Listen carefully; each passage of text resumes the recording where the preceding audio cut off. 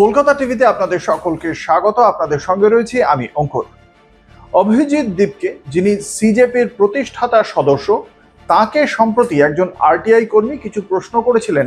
তিনি বোস্টন ইউনিভার্সিটিতে কি করে পড়াশোনা করছেন। তার বাবা একজন সাধারণ সরকারি কর্মী, তারপরেও সেখানে পড়ানোর অর্থায়ন কি করে সম্ভব হলো, এবং তারই প্রেক্ষিতে উত্তর দিয়েছেন অভিজিৎ দীপকে। প্রথমেই তিনি একটি সাক্ষাৎকারে জানান যে তার যে স্কলারশিপ পেয়েছিলেন তিনি, এবং তার পাশাপাশি ব্যাংকের থেকে যে তিনি ঋণ নিয়ে এই বোস্টন ইউনিভার্সিটিতে পড়াশোনা করছেন সে কথা আগেই জানিয়েছিলেন অভিজিৎ দীপকে। এবার তিনি পাল্টা চ্যালেঞ্জ ছুঁড়ে দিলেন।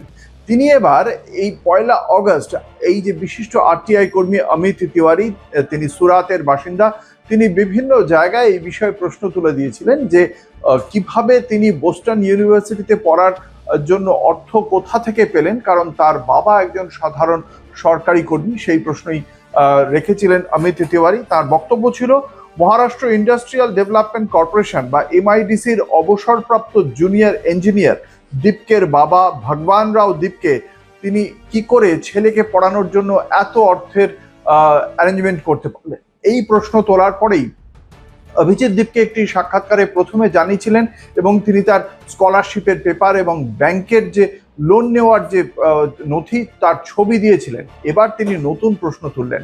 তার প্রশ্ন যে তিনি তার শিক্ষাগত যোগ্যতা এবং ব্যাংকের নথি সংক্রান্ত তথ্য তিনি সামনে আনতে পারেন, কিন্তু যে সমস্ত রাজনৈতিক নেতারা তার শিক্ষাগত যোগ্যতা এবং তার বোস্টন ইউনিভার্সিটিতে কিভাবে আর্থিকভাবে তিনি মানে সম্ভব হলো যে তিনি ওখানে পড়াশোনা করতে পারছেন, এটা নিয়ে প্রশ্ন তুলছেন। তার শিক্ষাগত যোগ্যতা দেখানোর পর তারা কি, সেই সমস্ত রাজনৈতিক নেতারা কি তাদের শিক্ষাগত যোগ্যতা সংক্রান্ত নথি প্রকাশ্যে আনতে পারবেন?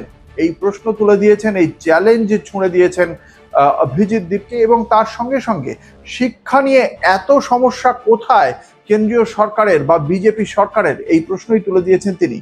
কি উত্তর রয়েছে ভারতীয় জনতা পার্টির সে বিষয়ে তাদের কি প্রতিক্রিয়া, সেই প্রতিক্রিয়াও নিশ্চয়ই সামনে আনবো। এখনো পর্যন্ত তাদের পক্ষ থেকে কোনো প্রতিক্রিয়া পাওয়া যায়নি, কিন্তু প্রতিক্রিয়ার আপডেট অবশ্যই থাকবে কলকাতা টিভিতে, এবং আপনাদের সেই জন্যই চোখ রাখতেই হবে কলকাতা টিভিতে রাত দিন 7 দিন।